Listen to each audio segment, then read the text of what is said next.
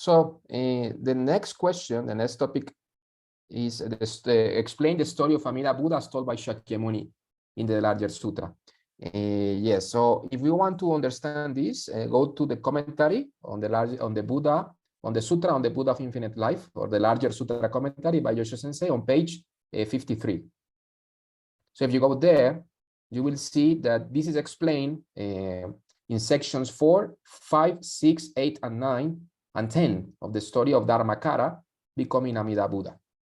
Okay, so according to the larger sutra, Amida Buddha, in a vast distant past, yes, many kalpas ago, many eons ago, he was called Dharmakara Bodhisattva. Yes, he was a great Buddhist disciple. Yes, and his teacher was called Lokesvararaya Buddha. Yeah, Lokesvararaya Buddha.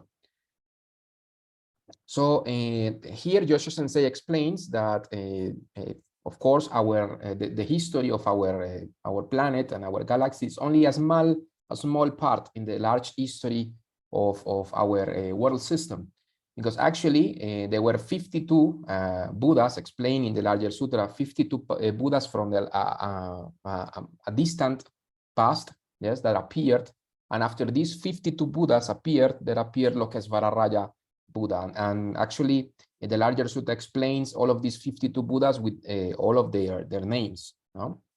And there are these beautiful names, no, like Light of the Dragons, like for example these Buddhas called by many beautiful names. Yes, in our case, the Buddha of our day and age is Shakyamuni Buddha, who is the lion of the Shakya clan. Yes, and all of the Buddhas have these beautiful names according to the deeds and according to the circumstances and the places where they lived. Okay, in the case of Dharmakara Bodhisattva's teacher, with the Buddha Lokesvararaya.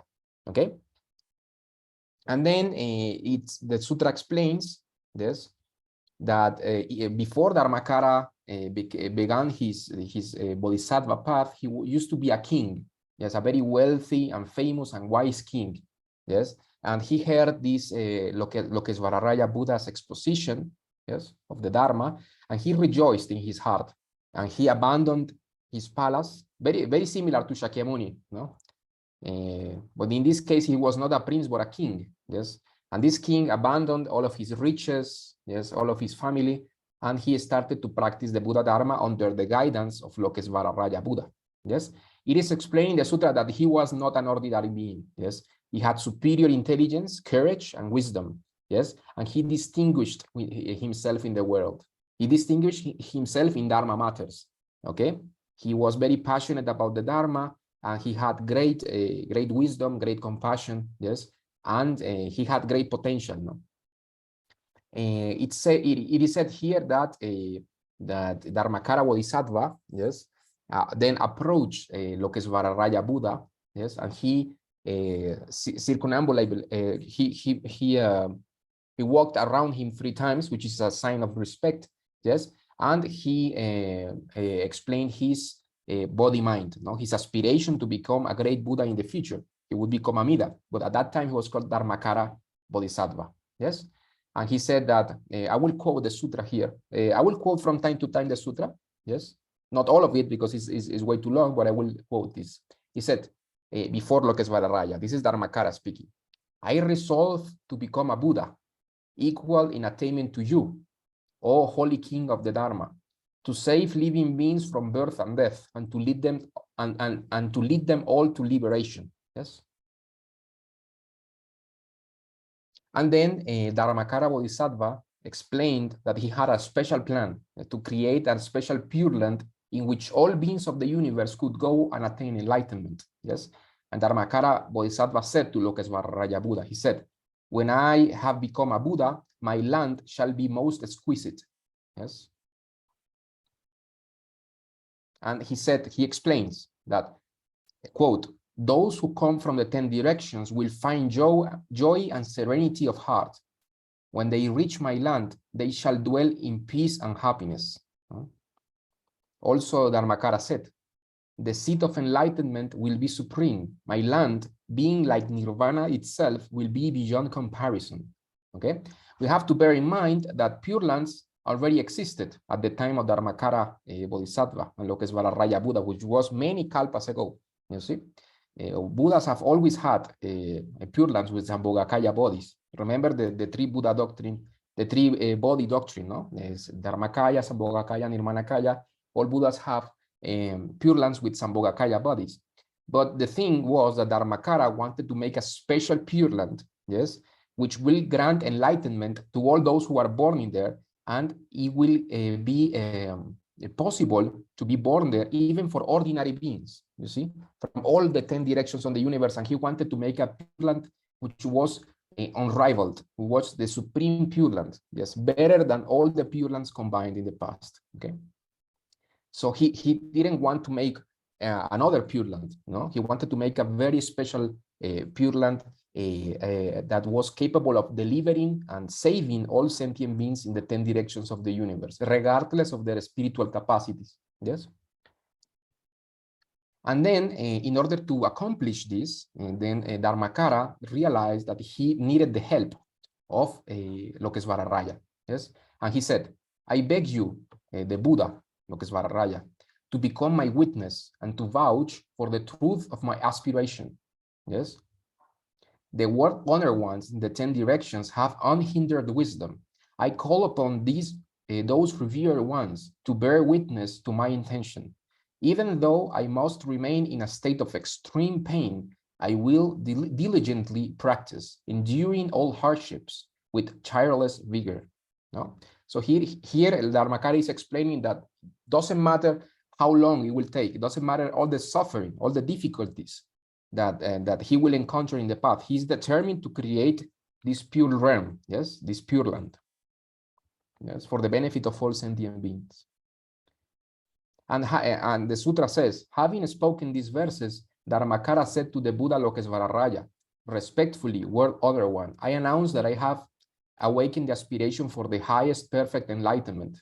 I beseech you to explain the Dharma to me fully, so that I can perform practices for the establishment of a pure Buddha land, adorned with innumerable excellent qualities. So please teach me how to attain enlightenment quickly and to remove the roots of the afflictions of birth and death of all. Yes. So we see from the very beginning that the objective of Dharmakara Bodhisattva, which would become Amida Buddha, yes, who is now Amida Buddha, yeah, is to eradicate the afflictions of birth and death of all. So he wanted to give enlightenment to all beings, yes, to all those who are born in his special Pure Land, with Sukhavati, no, the world or the Pure Land of bliss and happiness, yes, or supreme bliss. But the help that Dharmakara needed was in order for Lokesvararaya to explain to him, the Buddha Lokesvararaya, to explain to Dharmakara Bodhisattva all the good and bad qualities of all the lands in the 10 directions, of all these Pure Lands, of all these realms, yes? And with all of this information, yes, that Dharmakara was unable to attain on his own, he would be able to improve all of these qualities, okay? So you could compare it and give you a very mundane example. It's like a person who is trying to build the best car possible, no?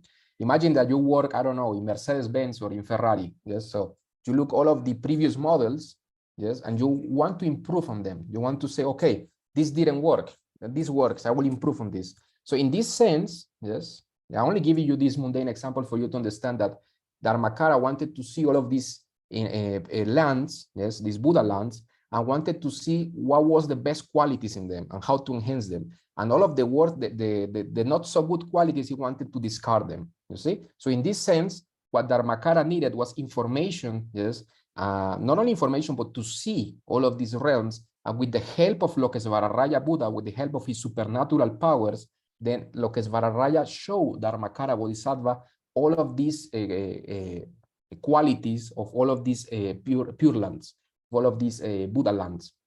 And he analyzed all of these realms, yes, and he decided how to improve them, how to improve for the benefit of all sentient beings, no? How to make them more accessible, how to make it more, useful for the benefit of sentient beings.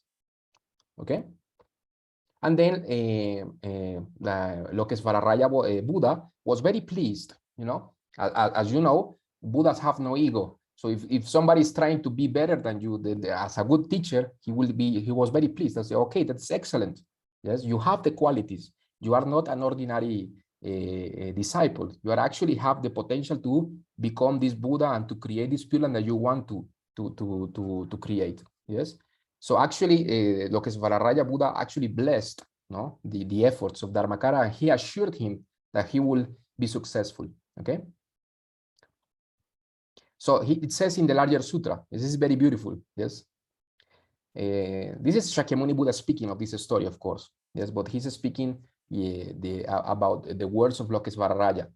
So it says that bhikshus dharmakaras, or the bodhisattva dharmakaras, noble and high aspirations, and explain in detail the greater and lesser aspects of 210 kotis, these billions, of Buddha lands, together with the good and evil natures of heavenly and human beings living there.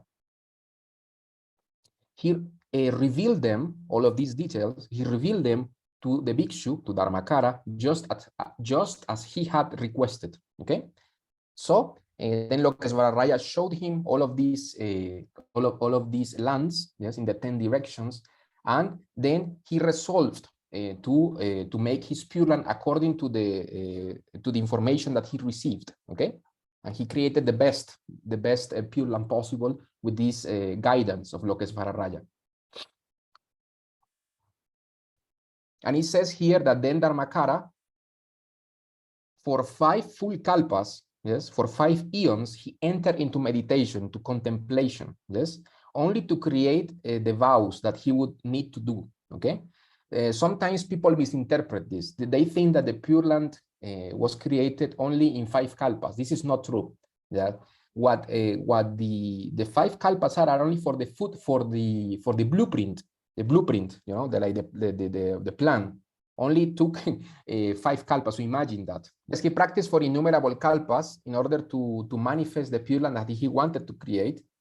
But he stated in for 5 kalpas of contemplation, he only decided which vows he will create. Yes. Okay. The blueprint. The blueprint, yes, the blueprint. But this blueprint, Lokesvararaya was very pleased, and he allowed him to comment on his 48 vows. Yes, which we'll explain in following questions or topics of examination. But yes, after he proclaimed to the assembly, to Lokesvararaya Buddha's assembly, all of his 48 vows, he said, okay, these vows are the ones that I will fulfill or will create, yeah, for the benefit of sentient beings. Now I will practice the Buddha Dharma, and it is said in the sutra that he practiced the 6 paramitas, the 6 paramitas of patience, meditation, morality, compassion, and so on and so forth. And he practiced all of these perfect qualities, yes, with perfect state of mind, and with detachment, with perfect virtue, perfect compassion, perfect wisdom, and he practiced for innumerable kalpas. And after these kalpas elapsed, after they passed, then his Pure Land, as you say, Sensei, his Pure Land appeared in the larger sutra. He said, how long, has this Dharmakara Bodhisattva become a Buddha, or has he passed into parinirvana? He said, no. Shakyamuni Buddha said he's now a Buddha, now, as we speak, he's now a Buddha, and he has been there in his Pure Land for 10 kalpas. Yes, so for 10 kalpas, Amida Buddha has manifested himself as a Buddha. Yes, in Sukhavati, or the Pure Land of Amida Buddha, and he since 10 kalpas ago, he has been helping sentient beings to be born there. Yes. Okay. So this is the story of Dharmakara Bodhisattva becoming Amida Buddha. And of course, it is said that when Amida Buddha became Amida Buddha, and he manifested himself as the Buddha of infinite life, of an infinite light, then many Buddhas and many Bodhisattvas and great beings, yes, many Bodhisattvas and Buddhas came in all the 10 directions. And it is said in the larger sutra that the number of these Bodhisattvas and Buddhas was incountable. You could not count them. There were so many, almost infinite, yes, number of Buddhas in the 10 directions and bodhisattvas and beings that were very close to enlightenment. They came here, they came there, and many enlightened beings as well came only to see what Dharmakara had become, Amida Buddha, and the fact that this was indeed the most important Buddhist assembly. Yes, you could argue that it was the most important Buddhist assembly in all history. Let's put it that way. Why? It's because, of course, all Buddhas recognize that the most effective method to help sentient beings is Amida Buddha's primal vow. Yes, so you could imagine the occasion. No? It was a great celebration. Was like a great gathering of enlightened beings, no, and great bodhisattvas as well, beings who were very close to enlightenment as well. Okay, I only want to share with you, because this is so beautiful, so important. Yes, and this is Amida Buddha speaking, no, speaking about his vow. He says, "I have made vows unrivaled in all the world.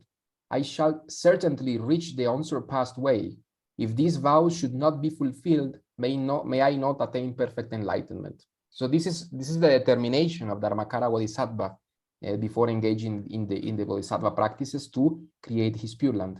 Yes, he says that then in the larger sutra, "If I should not become a great benefactor in lives to come of immeasurable kalpas to save the poor and the afflicted everywhere, may I not attain perfect enlightenment." So we see here, no, from the very words of Amida himself, of Dharmakara at that time, that the objective of his Pure Land is to help especially those poor and afflicted. You see, that is the difference between Amida Buddha's Pure Land. Not only is it the best Pure Land, but also it is accessible to all beings in the universe, regardless of their spiritual capacities, regardless of their evil karma. All the other Pure Lands, yes, like for example, Padmasambhava's Pure Land, or Medicine Master Buddha Pure Land, or the Aksobhaya Pure Land, many other Pure Lands, you need to be a holy being to be born there. Not at least not enlightened, but very close to full enlightenment, a great bodhisattva, or at least an arahat. Yes. So before Amida, Pure Lands were very exclusive environments. But after Amida Buddha, he created the best Pure Land. But not only that, but the best Pure Land of all is also available to all beings. So this is very important for us to understand. And then he said, Dharmakara, he said, "When I attain Buddhahood, my name will be heard throughout the 10 directions. Should there be any place where it is not heard, may I not attain perfect enlightenment." So you see here, he's talking about the primal vows, of course, yes? Because what is the practice of the primal vow? The name of Amida Buddha, yes? What are the Buddhas praising? The name of Amida Buddha. So in another way, they are also praising his primal vow, his method to help sentient beings. And then he says a little bit later on, he says, "With my divine power, I will display a great light, illuminating the worlds without limit, and dispel the darkness of the 3 defilements. No? Thus, I will deliver all beings from misery. Having obtained the eye of wisdom, I will remove the darkness of ignorance. I will block all evil paths and open the gate to the good realms. When merits and virtues are perfected, my majestic light will radiate in the 10 directions, outshining the sun and the moon, and surpassing the brilliance of the heavens." Okay? "I will open the Dharma storehouse for the multitudes and endow them all with treasures of merit. Beings always among the multitudes, I will proclaim the Dharma with the lion's roar. I will make offerings to all Buddhas, thereby acquiring roots of virtue. When my vows are fulfilled and wisdom perfected, I shall be the sovereign of the 3 worlds." So imagine that. So Amida Buddha, Dharmakara, this time is promising that his name will be heard in all the directions. And his light, which is the primal vow, his wish to save all sentient beings by the 3 requirements of the primal vow, which is being say his name, have faith in him, and wish to be born in his Pure Land. That is the light of Amida Buddha. Okay? And I want to share one last thing before we pass to the next topic of examination. Is that the larger sutra also explains how Dharmakara Bodhisattva created the Pure Land. Of course, this is beyond our knowledge, but Shakyamuni Buddha gave us some idea of the difficulty of creating the Pure Land. Yes, he says here that he was, throughout these many eons of practice, Dharmakara Bodhisattva did something that was even difficult for other bodhisattvas. They were impressed by him. even enlightened beings thought that he was amazing. He says, he was unattached to any form, any sound, smell, taste, touch, or idea, possessed the power to persevere. He did not avoid undergoing various afflictions. Having little desire for his own sake, he knew contentment, without any impure thought, enmity, or stupidity. He dwelt continually in tranquil samadhi. His wisdom was indestructible, and his mind free of falsehood and deceitfulness. With expressions of tenderness on his face and with kindness in his speech, he spoke to others in consonance with their inner thoughts, courageous and diligent, strong-willed and untiring. And there, the larger sutra goes on to explain that Dharmakara attained this through many, many eons of perfect Buddhist practice. This is very important, because what Dharmakara Bodhisattva created here was transcendental merits, different from our merits who are defiled, who are not true merits. The merits of the Pure Land are true because they were created with a pure mind, yes, with a perfect bodhicitta, perfect body mind, okay? So this is very important for us to understand. The Pure Land was created, I mean, the Pure Land didn't fall from the sky. No? It was created through the great effort of Dharmakara Bodhisattva. And this effort was indeed perfect and was praised by all Buddhas in the 10 directions. So we should always be grateful to Amida Buddha, because indeed his Pure Land is created by great virtues and by a great effort that he made, okay? And we are receiving the benefits of this effort, okay? So the Pure Land was not created out of thin air, no? It was created through the law of cause and effect, okay? Okay, I think that's all. Maybe we could go to the next question, or if we have time. Yes, or maybe or you want to add something. Yes. People who watch our videos, and you guys also, should go to the link to the chapter in my book, my commentary on the larger sutra, where you will read in very much detail the story of Dharmakara becoming Amida Buddha. There are even more details presented there that Kosho, of course, can't present all of them in our short time. So you have to go there. So people who want to take the examination should go and read all these chapters that Kosho is making reference to. Yes, thank you, Sensei. Indeed, that book, Hozan. Yes. Indeed, Hozan there is a great book, Hozan. And for all those who aspire to take this exam, please read that book. It's very important. It's beautiful, and it's also very useful because it explains the sutra section by section. Yes.